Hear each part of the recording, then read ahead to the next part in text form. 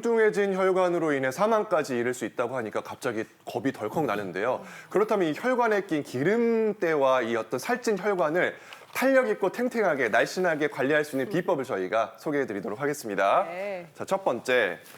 혈관 살찌우는 노폐물을 줄여라. 어떤 노폐물이냐면요.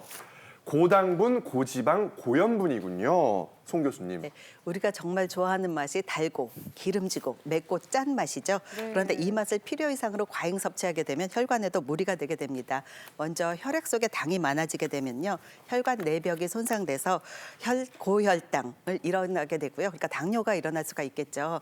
그리고 또 짜게 먹게 되면 혈관을 딱딱하게 해서 그 고혈압을 일으킬 수 있고요. 그리고 이러한 고혈당, 고당분 이런 것들을 계속 같이 먹게 되면 혈관에 염증을 일으켜서 혈관벽이 딱딱해지고 동맥경화를 일으키게 됩니다. 게다가 기름을 과다하게 섭취하면 우리가 혈관에 염증도 생길 뿐만 아니라 혈액 내 나쁜 콜레스테롤이 증가해서 고지혈증을 일으킬 수 있습니다. 따라서 혈관 건강을 위해서는 고당분, 고염분, 고지방식을 주의하시는 것이 좋습니다. 네, 이것들 사실- 때문에 혈전이 생길 수도 있다고요, 교수님? 네, 보통 말씀하셨던 저 세 가지는 우리가 없으면 못 살 것 같은, 꼭 먹고 싶어하는, 그죠? 저것만 생각하면 너무 기분이 좋아지는 것들인데 네. 말씀드렸지만 교수님 말씀처럼 염증이 먼저 생깁니다. 그리고 거기에 기름 찌꺼기가 하나씩 두 개씩 착착착 쌓이다가 결국에는 뚱뚱해진 혈관으로 좁아지게 되니까 피가 끈적끈적해지면서 혈전이 생기게 되기 때문에요. 혈관 다이어트는 우리가 흔히 걱정하시는 심근경색, 심장마비, 뇌졸중 같은 혈관 질환의 가장 첫 번째 단계이다라고 다시 한번 말씀드리고 싶습니다. 그럼 교수님들 말씀을 들으면 구두도 튀기면 맛있다는데 튀기고 기름진 것도 안 되고 단짠 달고 짠 것도 안 되고 먹지 말라는 얘기인가요, 송 교수님? 네, 아니요, 꼭 그런 건 아니고요. 네. 많이 먹지 말라는 것이죠. 예, 그래서 혈관 쓰레기는 음식만 조절해도 그 상당히 문제가 해결이 되는데요. 대부분의 사람들은 이때 혈관 건강하면 뭘 먹어야지 이렇게 다른 좋은 거를 찾으려고 하는데요. 그것보다는 이제 뭘 덜 먹을까 하는 것이 훨씬 쉽게 혈관 건강을 유지할 수 있습니다. 예를 들어 보면 이제 우리가 그 세 가지를 한번 정리를 해봤는데요. 첫 번째는 한 글자로 된 거. 뭐 예를 들어 보면 빵, 떡, 술 이렇게 이제 에너지만 많이 나가는 이런 것들을 좀 피하면 좋고요. 그리고 두 번째는 이제 삼백식품이라고 알려져 있죠. 설탕, 소금, 밀가루. 그래서 주로 이제 당분이 많거나 염분이 많은 이런 것들을 피해 주시고요. 그리고 마지막에는 우리가 이제 백해무익한 거, 가공식품에서 많이 나오는 트랜스 지방 이런 것들을 이제 피해 주시면 좋습니다. 그래서 이러한 세 가지만 피해도 우리가 혈관 다이어트의 절반은 성공한 거라고 할 수 있습니다. 아, 그러게요. 우리가 살 빼려고 할 때 다이어트에 좋은 식품을 막 사서 먹기 시작하거든요. 그거 말고 줄이는 습관부터 가지시면 좋은데요. 이건 혈관에도 마찬가지라고 말씀해 주셨고요. 두 번째는 어떻게 해야 되는지 보도록 하겠습니다. 네. 혈관 기름때죠. 이 콜레스테롤을 닦아야 되는데 찌든 기름때 닦기가 쉽지 않은데 마법의 세제가 있습니다. 바로 공개하면 수용성 식이섬유. 식이섬유라고 다 같은 게 아니라 그중에서도 수용성을 섭취해야 되는군요, 송 교수님. 네, 우리가 식이섬유가 건강에 좋다는 건 다 알고 있는데요. 식이섬유 중에서도 수용성과 불용성으로 나눠집니다. 그런데 이제 어떤 식품에는 수용성이 있고 어떤 식품에는 불용성이 있는 건 아니고요. 보통 식품에 수용성과 불용성이 같이 있습니다. 단지 그 비율이 조금 다를 뿐인데요. 우리가 왜 수용성이라고 특히 말하냐면 그 역할이 각각 틀리기 때문입니다. 예를 들어 보면 불용성 식이섬유는 우리가 충분한 물과 같이 먹으면 대변의 양을 증가시켜서 배변을 좋게 하고 장 건강을 좋게 하는 역할을 합니다. 반면에 우리가 오늘은 기름때를 없애는 역할을 하잖아요. 그래서 콜레스테롤을 줄이려면 이런 불용성보다는 수용성 식이섬유가 좋은데요. 그럼 수용성 식이섬유는 어디에 많은가 하면 이제 과일이나 아니면 해조류에 특히 많이 들어 있습니다. 그래서 수용성 식이섬유가 하는 역할은 수용성이니까 물에 이제 이렇게 잘 불어나겠죠. 그래서 물과 결합해서 말랑말랑한 젤리 모양으로 되고요. 그러면 이제 콜레스테롤을 만드는 담즙을 대변으로 배출하는 역할을 하니까 그때 나쁜 콜레스테롤이 같이 배출되는 역할을 하겠죠. 그리고 우리가 이제 또 말랑말랑한 젤리 모양이니까 위장에 머무르는 시간이 길어집니다. 그래서 위에 오래 머무르기도 하고요.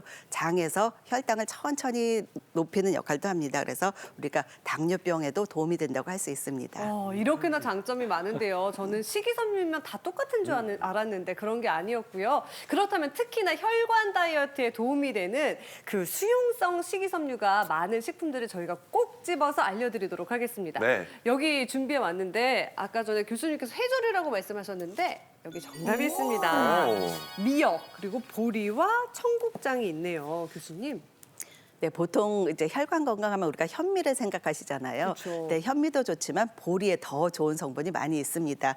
왜냐하면 보리에는 베타글루칸이라는 수용성 식이섬유가 있는데요. 이 베타글루칸은 이제 물에 잘 녹고요. 그리고 점성을 나타내기 때문에 노폐물을 배출하는 역할을 하고 있습니다.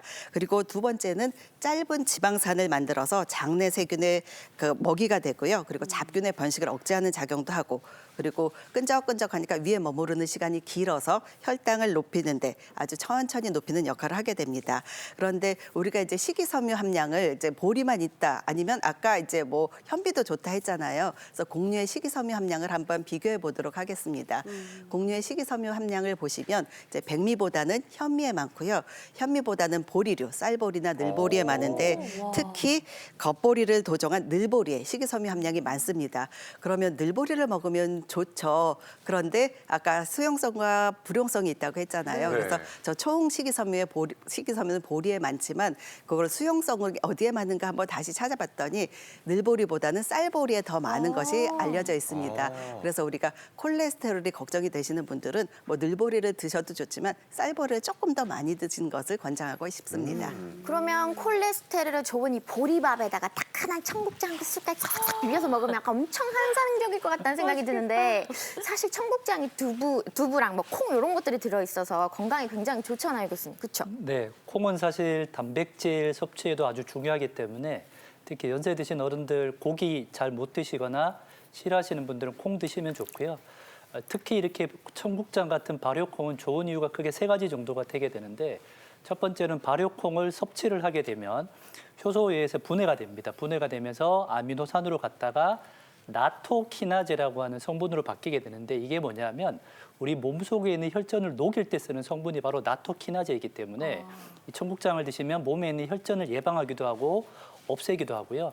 두 번째로는 교수님 말씀처럼 수용성 식이섬유 말씀 주셨는데 무려 바나나의 4배, 고구마의 7배나 많으니까 와. 콜레스테롤 낮추기 위해서도 청국장이 굉장히 효과적일 수 있다라고 말씀드릴 수 있을 것 같고 마지막으로 세 번째, 보통 폐경기가 지난 중년 여성분들이 그러지 않은 남성보다가 심장병, 뇌졸중의 위험이 훨씬 더 높다고 알려져 있는데요.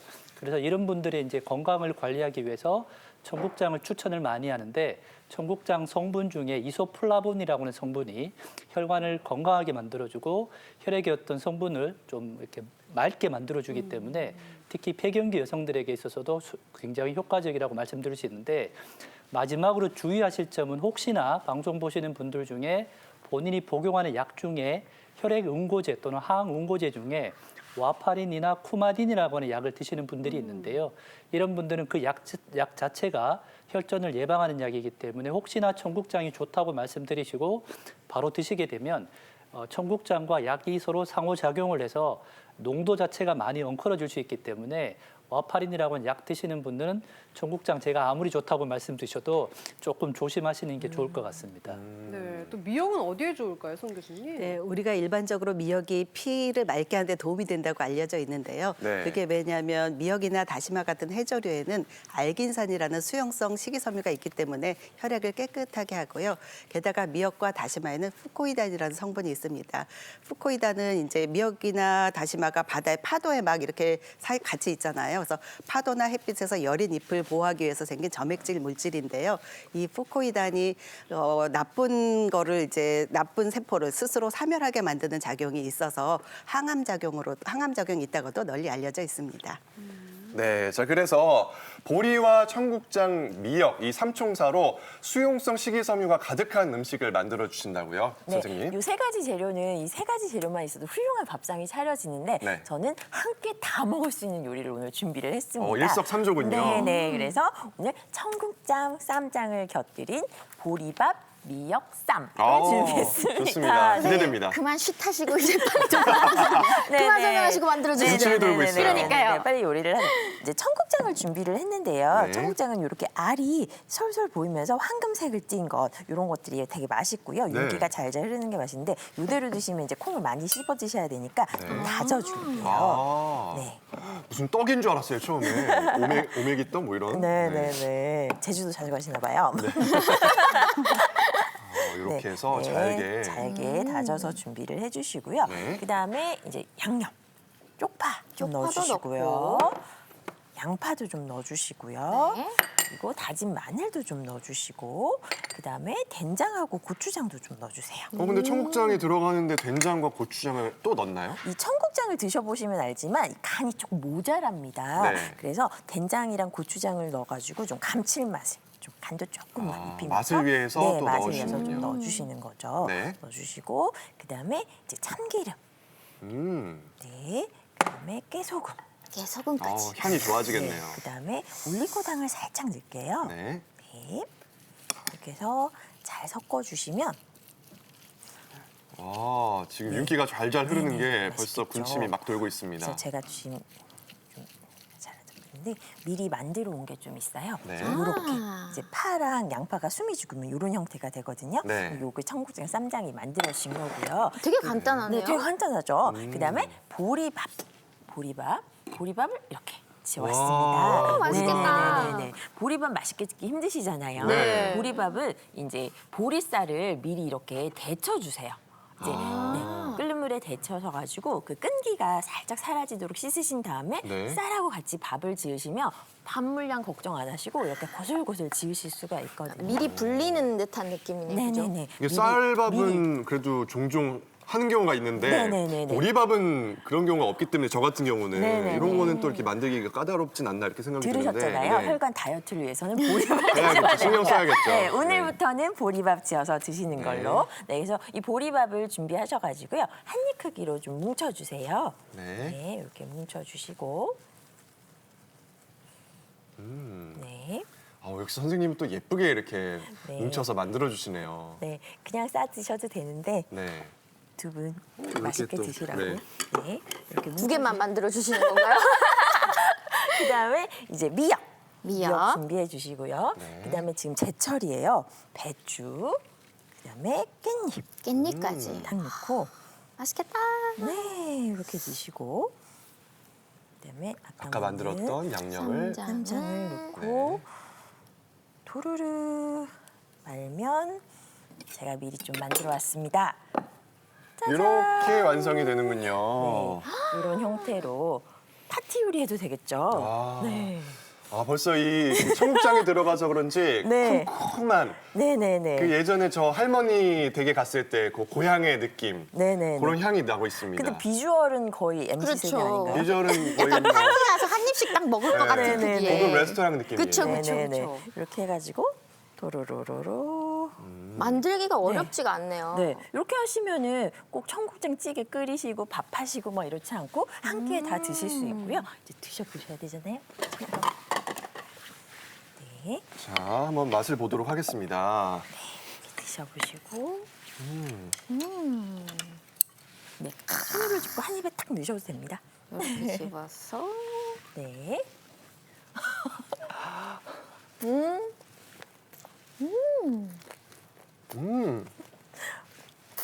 너무 할 수가 없어요, 선생님.